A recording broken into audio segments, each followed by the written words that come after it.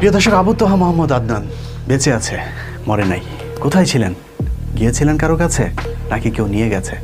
তাতে আমার কি যায় আসে? আমি তো বেঁচে আছি, জানি গুম হবার শঙ্কা আমারও আছে, তারপরেও আজ আছি কাল নাই, এভাবেই বাঁচতে চাই। কিন্তু এভাবে কি আসলেই বাঁচা যায়? চৌধুরী আলম কি জানতো ইলিয়াস আলীর পর তার পালা? আদনান কি জানে তারপর কার পালা? একের পর এক হারিয়ে যাচ্ছে প্রাণ। আমরা শুনছি পরিমণির হত্যা আর ধর্ষণ চেষ্টার গান। আজ ইনি, কাল তিনি, পরশু সে, তারপর কে? এভাবে গুনে গুনেই কি আমাদের দিন যাবে?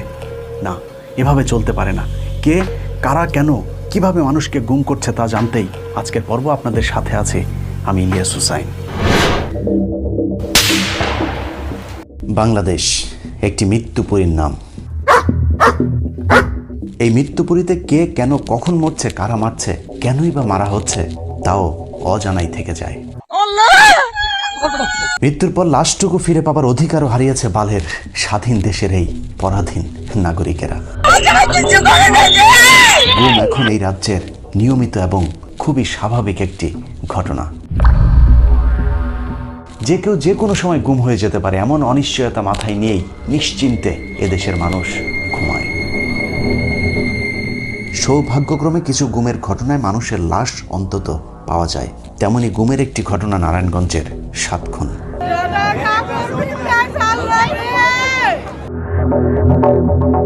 এরকম হাজারো মানুষকে লাশ বানিয়েছে র্যাব, পুলিশ সহ আইনশৃঙ্খলা বাহিনীগুলো, যার বিচার আজও পর্যন্ত হয়নি। ব্যতিক্রম ছিল শুধু নারায়ণগঞ্জের ঘটনার ক্ষেত্রে। এই ঘটনায় গুমের শিকার মানুষগুলোর পরিবার কিছুটা হলেও বিচার অন্তত পেয়েছে। নারায়ণগঞ্জের 7 জনকে কেন, কিভাবে গুম করা হয়েছিল সেটা এখন সবাই জানে। তবে আরেকটু ভেতরের খবর জানতে আমি নিজেই ঢাকা কেন্দ্রীয় কারাগারে গিয়েছিলাম লেফটেন্যান্ট কর্নেল তারেক সাঈদের সাথে দেখা করতে। আইনা তাকে জিজ্ঞাসাবাদ করা হয়েছে, তারপর তাকে নিয়ে অস্ত্র উদ্ধারে গেছি, ওখানে যায় সেগুলোগুলি খেয়াল করে দেখেন, সবগুলি কিন্তু কাহিনী একরকম। আমরা কিন্তু ফটো মেরা ফেলি না। যিনি 7 খুনের ঘটনায় প্রধান অভিযুক্ত, 2014 সালে জেলখানায় যেদিন তার সাথে আমার সাক্ষাৎ হয়েছিল, সেদিন তিনি বেশ কিছু গুরুত্বপূর্ণ স্পর্শকাতর তথ্য দিয়েছিলেন, যা আমি গোপনীয়ভাবে রেকর্ড করেছিলাম। সেনাবাহিনীর সাবেক এই কর্মকর্তা নির্দ্বিধায় 7 খুনের ঘটনা কিভাবে ঘটানো হয়েছিল তার রোমহর্ষক বর্ণনা দিয়েছিলেন। 24 অথবা 23 মার্চ টাইমটা ইয়াতে আছে, আমাদের ওই অধিনায়ক কনফারেন্স হয়, একটা মাসিক কনফারেন্স হয় অধিনায়কদের, সিওদের। ওখানে আমারে একটা তালিকা দিল, ওটার মধ্যে এরকম 3 জনের নাম। একটা হচ্ছে লক্ষ্মীপুরের জিশান, এখানে হচ্ছে নজরুল, আর একটা কুমিল্লার জানি কার নাম দিতে, একটা তিনটা নাম না, আর নাম মনে নেই আমার। এটা কিসের জন্য এই লিস্ট? পুরস্কারের জন্য? এটা তো নজরুলের জায়গায় লেখা জি,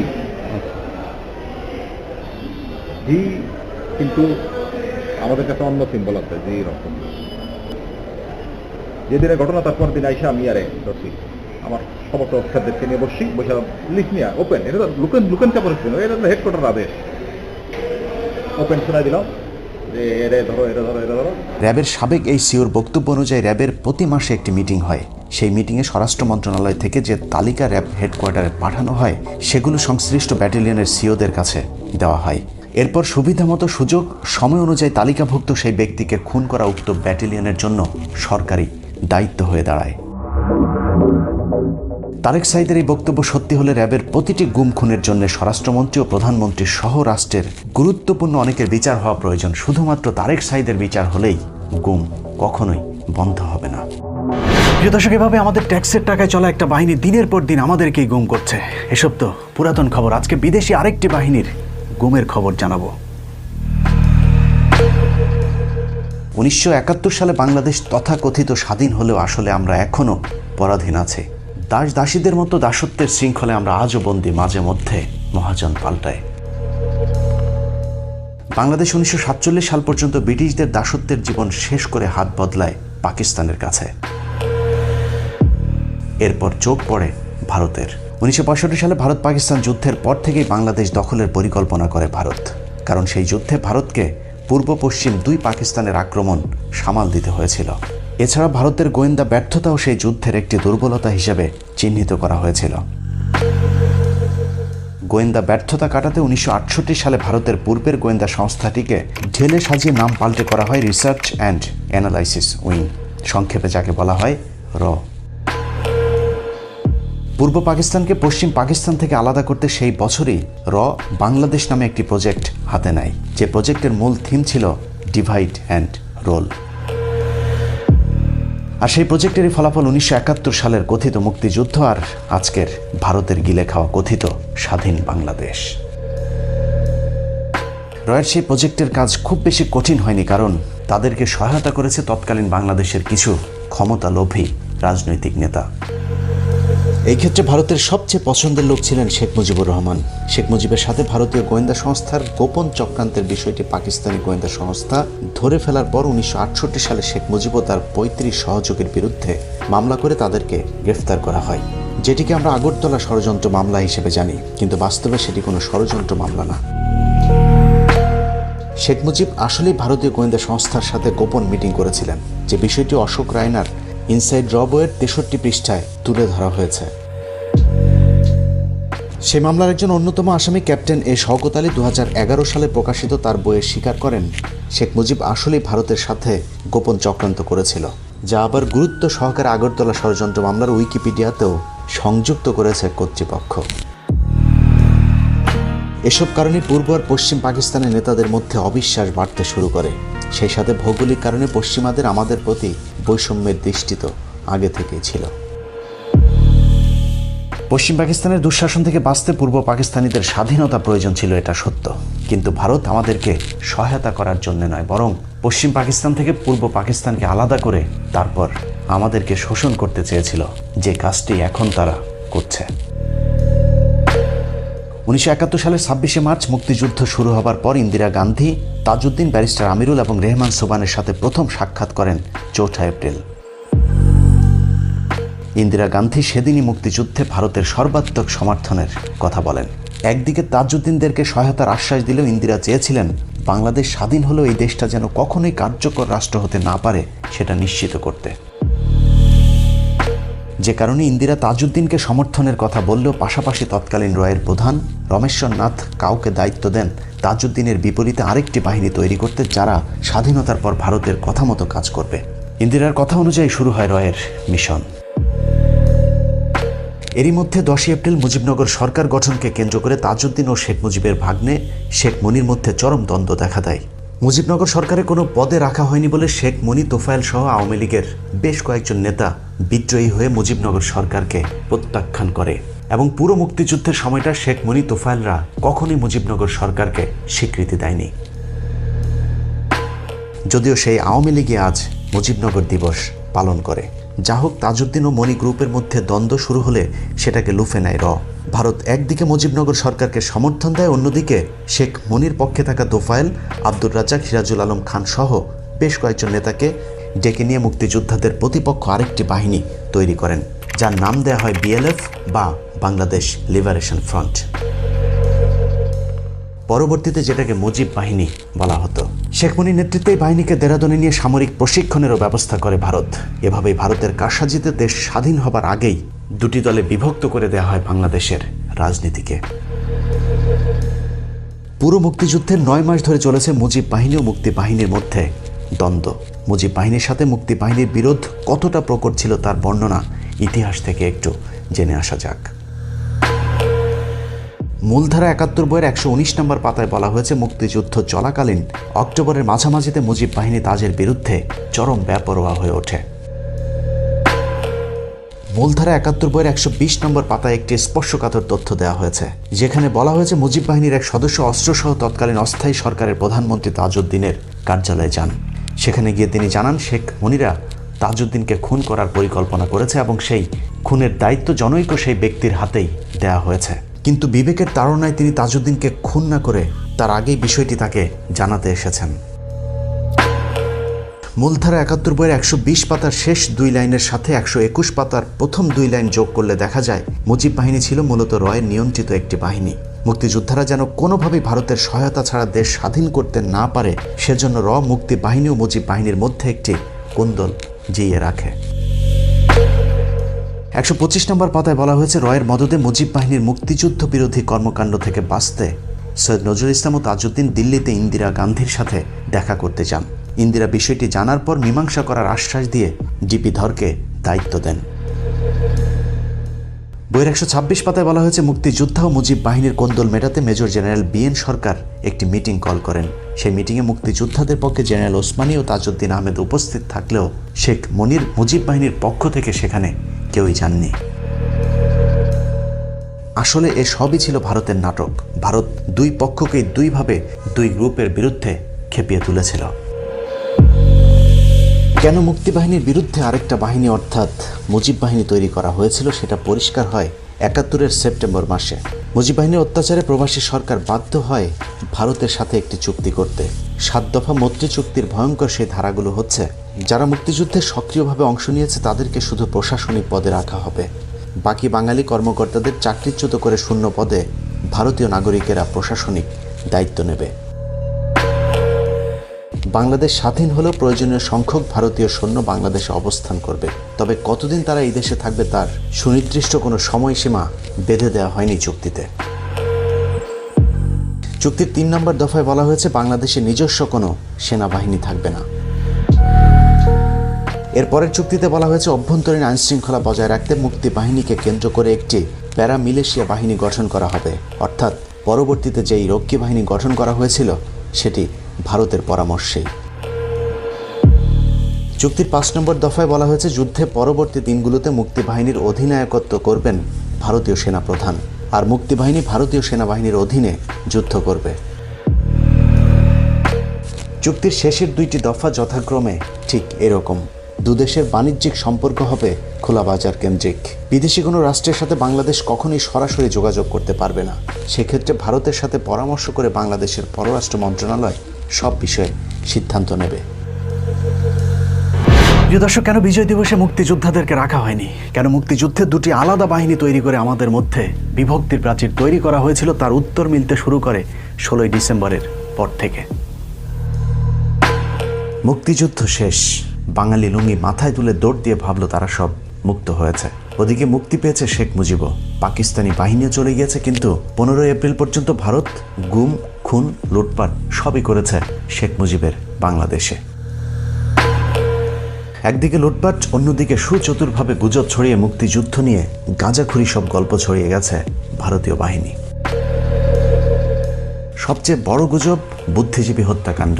একটু চিন্তা করলে দেখা যাবে 14ই ডিসেম্বর যে দিনটাকে আমরা বুদ্ধিজীবী হত্যাকাণ্ড দিবস হিসাবে পালন করি সেটা কত বড় ডাহা জালিয়াতি। 1971 সালের 10ই ডিসেম্বরের মধ্যেই বাংলাদেশের বেশিরভাগ অঞ্চল এরই মধ্যে মুক্ত হয়ে গিয়েছিল। পাকিস্তানি বাহিনী তখন আত্মসমর্পণের প্রস্তুতি নিচ্ছিল। সেই সময় তাদের পক্ষে বেছে বেছে বুদ্ধিজীবীদের ধরে আনা সম্ভব ছিল না, যে কারণে এটা পরিষ্কার পাকিস্তান নয়, ভারতই বুদ্ধিজীবী হত্যাকাণ্ডের সাথে সরাসরি জড়িত। কারণ বুদ্ধিজীবী দিবসে যাদেরকে হত্যা করা হয়েছে তাদের সবাইকে বাড়ি থেকে ধরে নিয়ে যাওয়া হয়েছে, অর্থাৎ এদের কেউই মুক্তিযুদ্ধে অংশ নেয়নি। তাহলে পাকিস্তান কেন তাদেরকে হত্যা করবে? অনেকে বলে থাকেন বাংলাদেশকে মেধাশূন্য করতে পাকিস্তান বুদ্ধিজীবীদের ধরে ধরে হত্যা করেছে।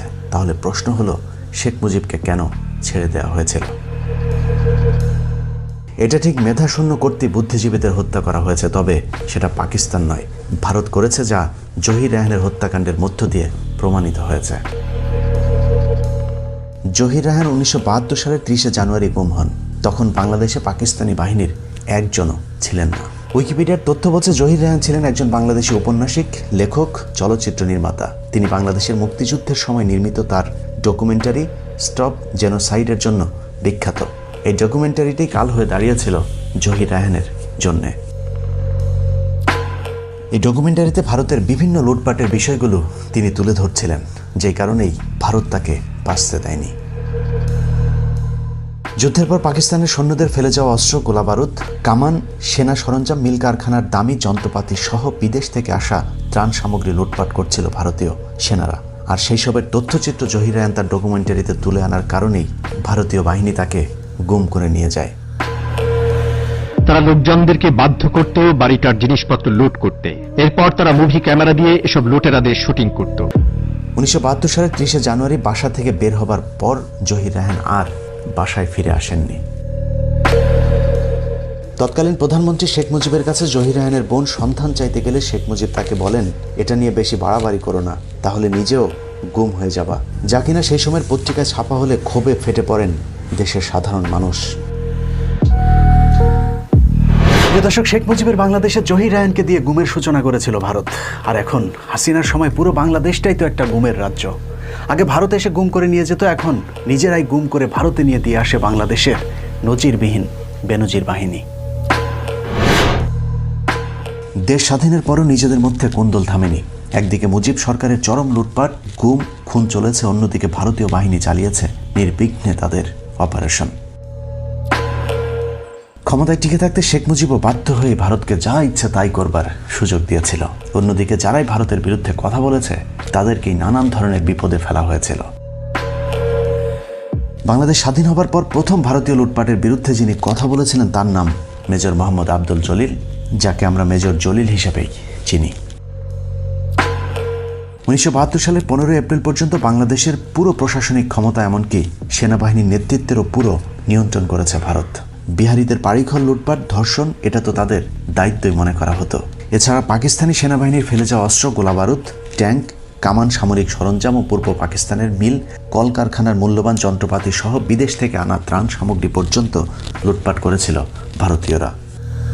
ভারতের সেই সময়ের সর্বোচ্চ সেনা কর্মকর্তা জগজিৎ সিং অরোরা লুটপাটের বিষয়টি স্বীকার করলেও তিনি ভারতের পক্ষেই হাস্যকর যুক্তি দেখিয়েছেন। Our troops looting the civilian property. Few incidents that came to my notice or the notice of my officers there, that we felt that leaving heavy weapons behind. Khulna সাতক্ষীরার বিস্তৃত সীমান্ত এলাকা দিয়ে ভারতীয়দের লুটপাটে বাধা দেবার কারণে মেজর জলিলের বিরুদ্ধে কোর্ট মার্শাল দেওয়া হয়। যদিও জেনারেল ওসমানী ও জিয়াউর রহমানদের হস্তক্ষেপে সে যাত্রায় বেঁচে যায় মেজর জলিল। মেজর জলিল তার অরক্ষিত স্বাধীনতায় পরাধীনতা বইয়ের 66-67 নম্বর পৃষ্ঠায় গুরুত্বপূর্ণ কিছু তথ্য দিয়েছেন, যেখানে তিনি লিখেছেন, আমার স্বাদের স্বাধীন বাংলায় আমি হলাম প্রথম রাজবন্দী। 30 ডিসেম্বর সকাল 10টা সাড়ে 10টায় আক্রমণকারী বাহিনীর হাতে বন্দী হয়ে বাংলাদেশের স্বাধীনতার আসল স্বরূপ দেখলাম। ভারতীয় সেনাবাহিনীর মদদে বাংলাদেশ স্বাধীন করার অর্থ এবং তাৎপর্য বুঝে উঠতে আমার 1 মিনিটও বিলম্ব হয়নি। কিন্তু যুদ্ধ করে দেশ স্বাধীন করা এই সাহসী যোদ্ধাকে শেষ পর্যন্ত দেশের মাটিতে থাকতে পর্যন্ত দেওয়া হয়নি। মাত্র 47 বছর বয়সে মুক্তিযুদ্ধের 9 নম্বর সেক্টরের এই অধিনায়ক দুর্ভাগ্যক্রমে পাকিস্তানের ইসলামাবাদে অনেকটা নিভৃতে মৃত্যুবরণ করেন। দেশপ্রেমিক সেনাবাহিনীর অনেকেই তখন এসবের বিরুদ্ধে প্রতিবাদ করতে চেয়েছিল, কিন্তু তাদেরকে নানাভাবে কোণঠাসা করে রাখা হতো। ভারতীয় বাহিনীর লুটপাট এবং মুজিব সরকারের লুটপাটে যেন কেউ মুখ খুলতে না পারে সেজন্য সেনাবাহিনীর বিরুদ্ধে গড়ে তোলা হয়েছিল প্যারামিলিটারি ফোর্স, রক্ষী বাহিনী। পৃথিবীর ইতিহাসে স্বাধীন কোনো দেশে সেনাবাহিনীর বিপরীতে এই ধরনের বাহিনী একেবারেই বিরল। এসব লুটপাটের বিরুদ্ধে প্রতিবাদ করায় মুক্তিযুদ্ধের সর্বাধিনায়ক জেনারেল ওসমানী সহ তাজউদ্দিনদেরকে প্রথমে এমপি মন্ত্রী করা হলেও পরে বাদ দিয়ে দেওয়া হয়েছিল। দিল্লির দাসত্ব মেনে নেওয়ার জন্য করাচির বিরুদ্ধে যুদ্ধ করেনি বলা মরহুম আব্দুল হামিদ খান ভাসানীকে পর্যন্ত গৃহবন্দী করেছিল শেখ মুজিব। অবশ্য দেশপ্রেমিক সেনাবাহিনীকে ধ্বংস করে দেশের বিরুদ্ধে কাজ করার সুযোগ বাকশালী শেখ মুজিবকে খুব বেশি দিন দেয়নি সেনাবাহিনী। মাঝে জিয়াউর রহমান, খালেদা জিয়াদের বাংলাদেশে ভারত তেমন সুবিধা করতে না পারলেও 2008 সালে পুরাতন বন্ধু মুজিব কন্যাকে বসিয়ে আবারও শুরু হয় বাংলাদেশকে ভারতের করদরাজ্য বানানোর অভিযান। যে সেনাবাহিনী ভারত ও শেখ মুজিবের বাকশালের বিরুদ্ধে বাধা হয়ে দাঁড়িয়েছিল, এবার প্রথমেই সেই রাস্তা বন্ধ করে দেওয়া হয়েছে। হাসিনাকে ক্ষমতায় বসানোর 1.5 মাসের মাথায় প্রথমেই কথিত বিডিআর বিদ্রোহের নামে সেনাবাহিনীকে ধ্বংস করে দেওয়া হয়। সেদিনই হাসিনা সরকারের শেষ দিন হতে পারত, কিন্তু ভারতীয় সেনাপ্রধান বাংলাদেশে হামলার হুমকি দিলে বাংলাদেশ সেনাবাহিনী চুপ থাকতে বাধ্য হয়। বিডিআর হত্যাকাণ্ডের দিন যারা হাসিনার বিরুদ্ধে কথা বলেছিলেন তাদেরকেও ধীরে ধীরে গুম, খুন আর চাকরিচ্যুত করা হয়েছিল। এরপর আর সেনাবাহিনী উঠে দাঁড়াতে পারেনি। এখন যে সেনাবাহিনী আছে তারা শুধু রাস্তার কন্ট্রাক্টর আর ভোটচোরদের পাহারাদার। ভারতীয় অভিযানের পরের ধাপ শুরু হয় জামাত ইসলামী নেতাদেরকে হত্যাকাণ্ডের মাধ্যমে। জামায়াত ইসলামী কেন স্বাধীনতার বিরুদ্ধে রাজনৈতিক অবস্থান নিয়েছিল সেটা এখন দিনের মতো পরিষ্কার হয়ে উঠেছে। একাধারে স্বাধীনতা বিরোধী এবং কট্টর ভারতের বিরোধিতা করবার কারণেই জামায়াতকে ভারতের টার্গেটে পরিণত করা হয়। মাওলানা দেলোয়ার হোসেন সাঈদীর মামলার সাক্ষী সুখরঞ্জন বালিকে আদালতের সামনে থেকে ভারতে তুলে নিয়ে যাওয়ার মধ্য দিয়ে প্রমাণ হয় কথিত যুদ্ধাপরাধের বিচার ভারতের প্রেসক্রিপশনেই সংগঠিত হয়েছে। এই মাহফিলের পর আবার আপনাদের সামনে কথা বলতে পারবো এর কোনো গ্যারান্টি নাই। এই পৃথিবীতে বাংলাদেশের সবচাইতে বড় দুশমন ভারত। জামায়াতকে পঙ্গু করে দেওয়ার পর শুরু হয় বিএনপি ধ্বংসের নীল নকশা। চেয়ারপারসন বেগম খালেদা জিয়া, তারেক রহমান সহ বিএনপির যারা দেশপ্রেমিক ভারত বিরোধী তাদেরকে সব বেছে বেছে শেষ করে দেওয়া হয়, যার শুরুটা হয়েছিল ইলিয়াস আলীকে দিয়ে। ইলিয়াস আলীকে ভারত কেন গুম করেছিল সেটা বোঝার জন্য তার কয়েকটা বক্তব্য শুনলেই চলবে। India to Bangladesh, Bangladesh to India, এই যে ট্রানজিট বাংলাদেশের উপর দিয়ে যদি এই রাস্তাটা তৈরি হয়ে যায় তাহলে পার্মানেন্টলি চিরস্থায়ীভাবে বাংলাদেশ তাদের দাসত্বের শৃঙ্খলে বন্দী হয়ে গেল। বিএনপির সবচাইতে কট্টর ভারত বিরোধী এই নেতা বাংলাদেশের উপর দিয়ে ট্রানজিটের নামে বাংলাদেশকে দখলের যে পায়তারা করা হয়েছে সেটার ঘোর বিরোধী ছিলেন। ভারত এরকম বলেছিল যে এই ফারাক্কা বাদ যখন হয় তখন সে সময় বলেছিল যে আমরা বিবেচনা করব, হয় নাই, কিন্তু ফারাক্কা বাদ হয়েছে। ইলিয়াস আলীর গুমের রেশ কাটতে না কাটতেই গুম করা হয় বিএনপির আরেক নেতা সালাউদ্দিন আহমেদকে। তাকেও ভারতে পাওয়া যাবার বিষয়টি প্রমাণ করে ভারতীয় গোয়েন্দা সংস্থাই তাকে গুম করেছিল। দিল্লির একটা তাবেদার রাষ্ট্র বাংলাদেশে কায়েম করবার জন্য, আমাদেরকে পরাধীন জাতিতে পরিণত করবার জন্য। শুধু রাজনীতিবিদ নয়, ভারতের বিরুদ্ধে কথা বলার অপরাধে গুম করা হয় সাংবাদিক গবেষক ফরহাদ মাঝহারকে। ভারতীয় গোয়েন্দা সংস্থা তাকে সীমান্ত পার করে নিয়ে যাওয়ার ঠিক আগ মুহূর্তে বেনাপোল সীমান্তের কাছাকাছি জায়গা থেকে র্যাব তাকে উদ্ধার করে। ভারত বিরোধিতার আরেক ভুক্তভোগীর নাম সাংবাদিক মাহমুদুর রহমান। আমার দেশের জন্য আমি জীবন দেব, ইসলামের জন্য জীবন দেব। নানাভাবে নির্যাতনের পর ভারতের এদেশীয় প্রোডাক্ট আওয়ামী সন্ত্রাসী বাহিনী দিয়ে তাকে খুন করে ফেলার পরিকল্পনা করা হয়, যদিও সে যাত্রায় আল্লাহ তাকে রক্ষা করেন। সবশেষে এবার জানা যাক আবু তোহা মোহাম্মদ আদনানকে কেন গুম করা হয়েছিল। আজকেও যদি আপনি এমন ইসলাম ফলো করেন যে ইসলামটা সত্যিকার অর্থে কোরআন এবং সুন্নায় আছে, তাহলে আপনার দিকে নজরদারি বাড়ানো হবে, আপনার সেলফোন ট্যাপ করা হবে, আপনার উপর আরো বেশি গোয়েন্দা সংস্থা সক্রিয় থাকবে। মাত্র কয়েকদিন আগে নিজেই নিজের বক্তব্যে বলেছিলেন যে কোনো সময় গুম হয়ে যেতে পারেন তিনিও। অবশেষে সেটাই সত্যি হলো। এই কথা যদি রয়ে খবর আছে আমাকে আর খুঁজে পাবেন না, কারণ দেশটা চালায় দেশটা আমাদের দেশের গভর্নমেন্ট চালায় না, দেশটা অন্য জায়গা থেকে নিয়ন্ত্রিত হয়। একটা রেজলিউশনও পাস হয় না, এখানে সবকিছু বাইরে থেকে নিয়ন্ত্রিত হয়। যদিও ফেস দ্য পিপলের একটি পোস্টে আদনানের সবশেষ অবস্থান ডিজিএফআইয়ের হেড অফিসে দাবি করার একদিন পরেই তাকে ছেড়ে দেওয়া হয়। তারপরে সান্ত্বনা বাবা মা সন্তানের কাছে ফিরে এসেছে আবু তোহা মোহাম্মদ আদনান। কিন্তু এরকম হাজারো বাবা মা স্ত্রী সন্তান আজও অপেক্ষায় তাদের আপনজনের।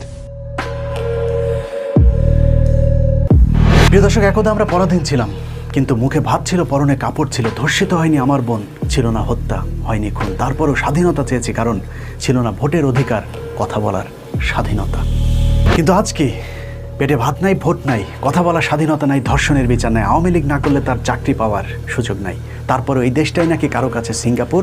কেউ ভাত খায় 6 বেলা, কারো পেটে ভাত নাই, নুন আনতে ফুরায় পান্তা, এর নামই নাকি স্বাধীনতা। এমন স্বাধীনতা আমরা চাইনি। পাকিস্তান থেকে আলাদা হয়েছে ভারতের কাছে বন্দী হয়ে থাকবার জন্য নয়। তাই চলুন সবাই প্রস্তুতি নিন, যুদ্ধ হবে আরেকবার। আল্লাহ হাফেজ।